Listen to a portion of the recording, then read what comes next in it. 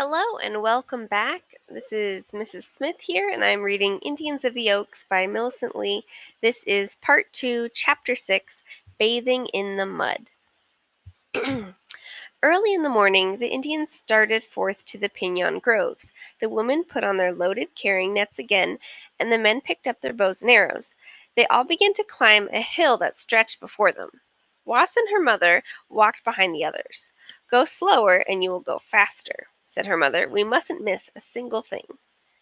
Was noticed that her mother's net grew fuller and fuller. The nets of the other Indians were not so full. "Why don't you dig roots on the way back?" asked little Was. "Do you ever see anything so good the second time as the first time?" asked the Herb-woman. "No, I never do," said little Was. "When we go back we shall see fresh things," said her mother, "but they will not be these things. Our eyes will pick out the things that we have not seen before." Noontime came. The sun was hot. It warmed the Indians a little too much. The sweat the sweat poured down their cheeks. Their breath came quickly. They walked a little faster, as if they were hurrying towards some pleasant thing. "I feel that everyone is thinking of something," said Was. "They are," answered the Herb-woman. "I'm thinking of something myself." "And so am I," said Was. She wanted to seem important too, but she couldn't think of anything except how uncomfortable and hot she felt. She wondered what everybody was thinking. She knew that they all had the same thought. Pretty soon Was and her mother reached the top of the hill. They looked about them. The air was cool and windy up there. It felt like a cool hand on their hot cheeks. The breeze blew through their black hair. All the lines of Indians were meeting at one point. It was as if many streams were joining the ocean. The tribes from the coast, the tribes from the mountains, the tribes from the desert were all meeting together. Smoke rose from fires as far back as the eye could see. Indians were still coming. Was ran ahead of the Herb-woman. "We are going down there," she said, "among all the people."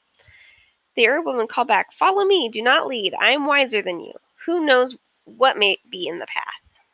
Was stepped behind her mother, and they carefully made their way to the edge of the Indian throngs. It seemed as if all the animals in the world had come to a water hole to drink, but instead of wild animals, they were brown Indians on 2 feet. The men stacked their bows and arrows against queer bushes that Was had never seen before. The women hung their baby cradles on a curious tree that stood alone in the middle of the mesa. Naked children stepped forward. Little Was clung to her mother's side and held tightly to her willow skirt with her strong little fingers. The child had never seen a place as this. She had seen water holes. She had seen running water in the creek. She had seen water pools in the hollows of a rock. She had seen drops of shining water on leaves, but she had never seen the ocean. "Is this the ocean?" she asked her mother. "No," said her mother, "this is not the ocean." "Then what is it?" "See what it is. Feel what it is," said the Herb-woman. Was looked with wide eyes. The good old earth seemed to have changed to a sleeping animal with black skin. The animal was breathing. Was knelt down and picked up a wad of dripping black mud. Then she stuck her bare brown toes in the soft mud beside her. It was soft and warm. "The earth looks like an olive full of boiling mud," said Was. "That's just what it is," said the Herb-woman. "It's boiling, breathing mud down below. These are mud springs, but they're not too hot to burn us." Was watched her mother, the Herb-woman, tested the mud with her toe, then walked right into it. Was wanted to scream, but her mother had taught her to keep her feelings to herself. Her mother sank down and down until the mud stopped at her waist. Then she stayed right there. She twisted her hair out of the way. She threw the mud all over her chest and arms. She seemed very happy sitting in the mud. She wore a strange smile that Was had never seen before. She seemed to forget about Was. All the other Indians were sitting in the mud pools and smiling. Some of the young boys were throwing mud at each other. The children were playing like squirrels. Was stepped carefully into the mud. Oh! Something was pulling her down. She felt herself going, going, going. She could not hang on to anything. There was nothing to hang on to except one little blade of grass. She seized the grass, and it broke off in her hand. Then she screamed. Her mother turned quickly. She still wore that happy smile. "You're perfectly safe," she said. "You can go no farther than your chest. Have no fear. You should have waited for me to tell you everything, but now you have learned for yourself. It is a kind mud. You can only go just so far. Then a hand holds you up. It is the same hand that pulls you down." And the herb woman splashed in the mud like a turtle. Great tears gathered in the child's eyes, but she trusted her mother. Soon she found that she could go no further down than her chest. She even tried to push her way down farther, but she bobbed up like a cork.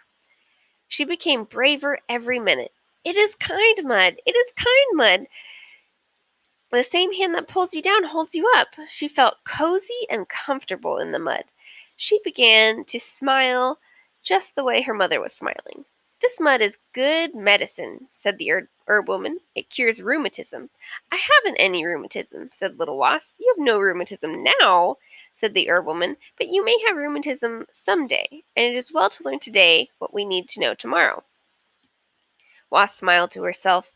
She was really very glad to know that it was good for rheumatism. She was storing up in her mind all the cures for sick people. She wanted to be just like her mother some day. The Indians played in the mud all through the early afternoon. Then they rinsed themselves in a clear pool and rested for a while, and then started once more for the pinon groves.